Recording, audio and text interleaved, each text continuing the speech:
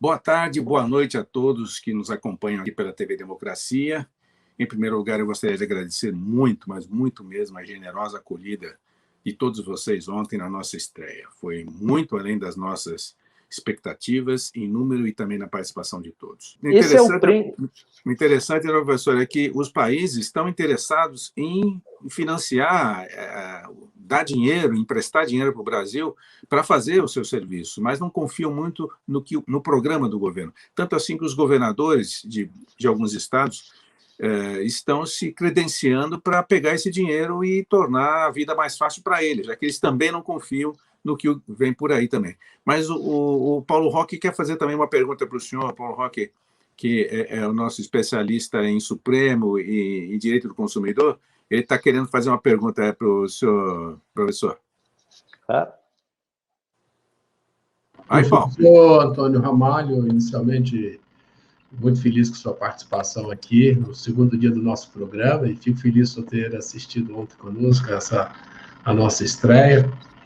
Professor, o senhor colocou que dentro do primeiro momento, né, o discurso do presidente Jair Bolsonaro poderia ter sido muito pior. E acho que no Brasil nós estamos vivendo o seguinte: o que vem de menos pior pela frente? Eu acho que seria muito mais complicado se hoje o presidente fizesse um discurso como aquele que ele fez na ONU, lá no ano passado, em 2019, quando, diante da questão ambiental, ele falou assim: não tem nada disso, que a Amazônia é patrimônio da humanidade. Quer dizer, afrontou o mundo, não precisava disso. E hoje ele fala assim: não, nós vamos refazer a redução do desmatamento, chegar a desmatamento zero até 2030. Uhum. E fala da questão do crédito carbono, que o Brasil pode realmente ter uma receita de até 6 bilhões de euros ano, só com essa receita do crédito carbono. Eu te pergunto o seguinte: eu estive olhando como fazer esse crédito carbono virar realidade. É muito complicado, não é, professor? Porque tem que ter primeiro a aprovação do projeto pelo Ministério da Ciência e Tecnologia, mas não basta ter isso para você ter a validação do crédito carbono. Você precisa depois passar pelo Conselho Executivo do Mecanismo de Desenvolvimento Limpo da ONU, que é o MDL. Não dava para desburocratizar isso e fazer com que o Brasil passasse a investir mais nesse crédito carbono, que seria a alegria de todo mundo? Olha, a fórmula, a ideia de dar uma resposta, o crédito de carbono é o resultado de um esforço, sobretudo dos Estados Unidos e do Brasil. A ideia era dar uma resposta de mercado para a conservação, criar um instrumento de mercado que favorecesse, que modificasse as estruturas de incentivos vigentes para que países que, por exemplo, tinham uma matriz que era muito poluente pudessem financiar, não necessariamente no seu próprio território, a descarbonização global. É uma boa ideia. A pessoa que quem entende desse assunto é que primeiro, interessa a um país como o Brasil, sem sombra de dúvida, porque você passaria a ganhar para manter a floresta em pé. Segundo, isso vai acontecer, é uma questão de tempo.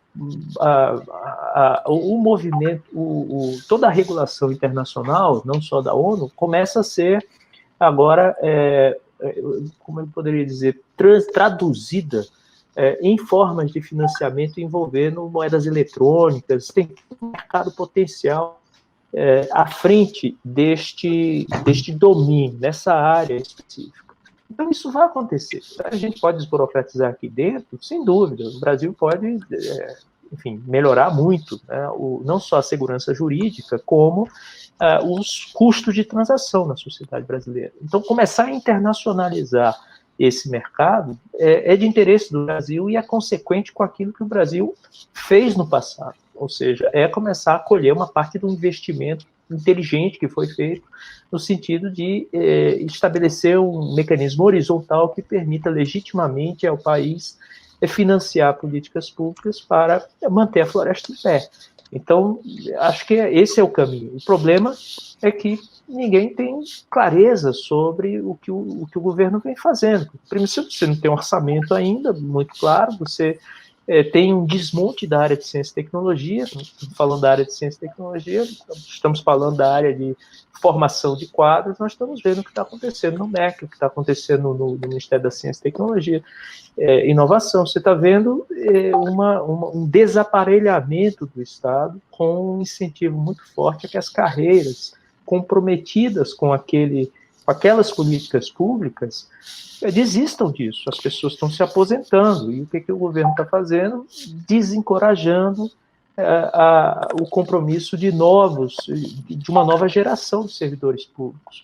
Isso é um tiro no pé. No fundo, retoma o argumento lá de trás. O que ele está dizendo? Se você cobra para fazer alguma coisa que lhe cabe fazer, você está abrindo mão da sua soberania, você está se colocando a serviço de um país em desenvolvimento, da ONU, de quem quer que seja.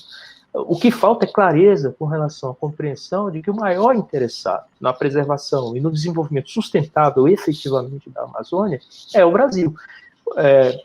Isso está no discurso agora. Entretanto, quando você coteja o discurso com as ações de desmonte, ninguém leva isso a sério.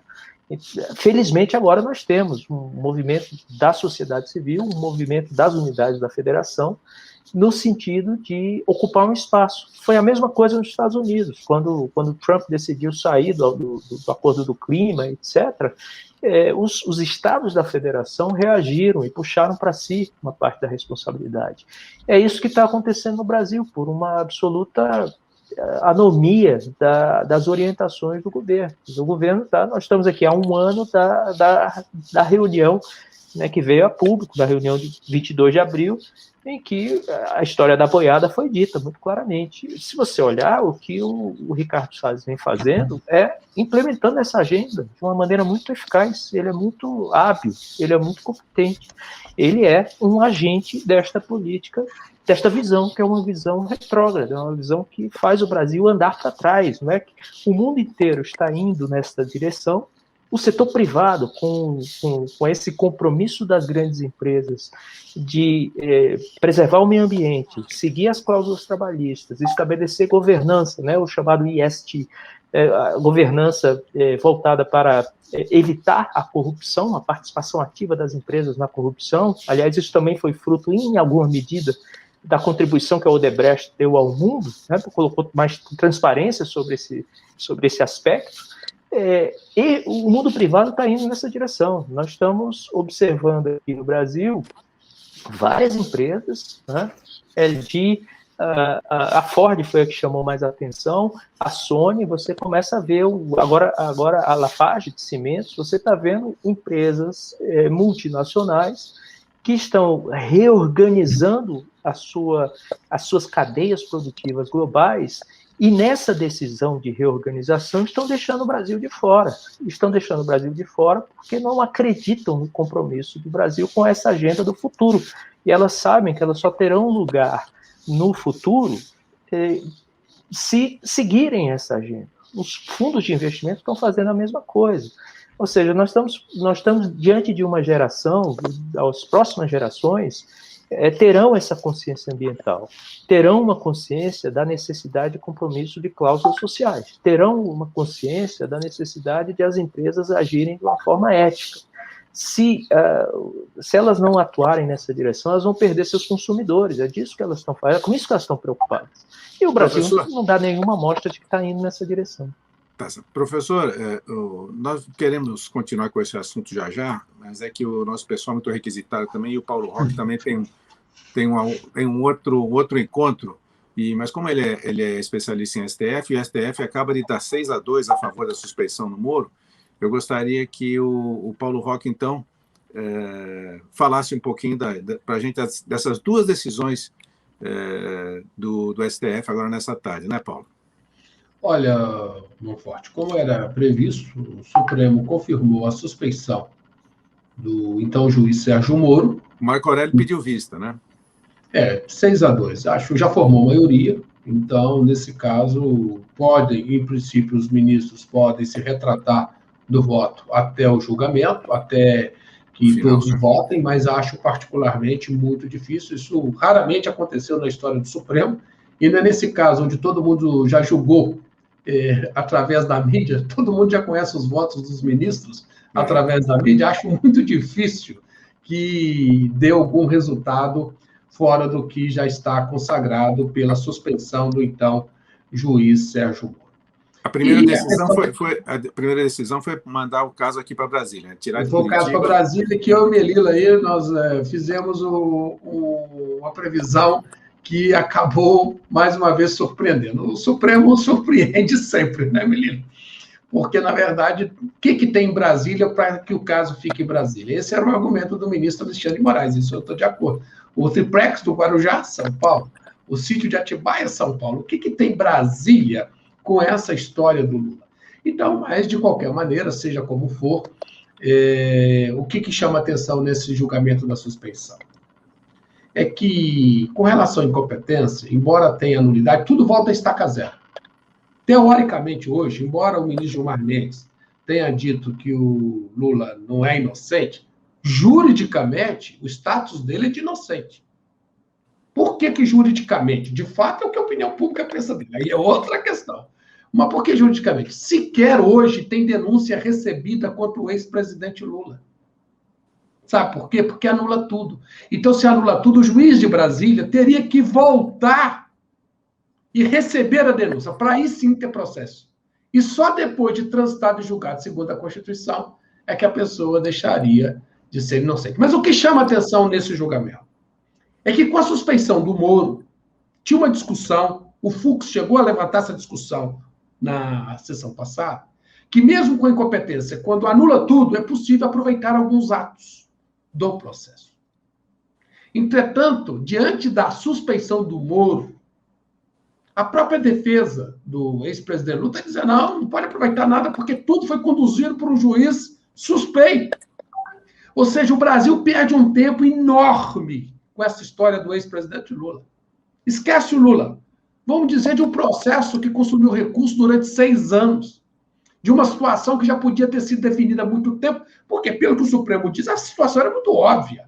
Curitiba nunca teria competência. E essa questão poderia ser decidida, inclusive, sem provocação da defesa, porque é uma questão de ordem pública, ou seja, de ofício. Qualquer juiz poderia decretar. E assim não foi no TRF, da 4ª Região, assim não foi também no STJ. E aí, o que aconteceu? Perdeu-se um prazo, um tempo enorme. A população não entende isso, ela é leiga. Não adianta pedir para ela entender uma questão técnica do direito. Ela não vai entender. Ela vai achar que é uma filigrana. Ela está errada, mas é assim que ela pensa. E outra coisa, como o Lula tem mais de 70 anos, a possibilidade, como dissemos aqui ontem, de tudo isso prescrever, segundo os maiores estudiosos do direito penal no Brasil, é muito grande. Não é de 100% não, Monforte, é de 99%. 99,9%, né?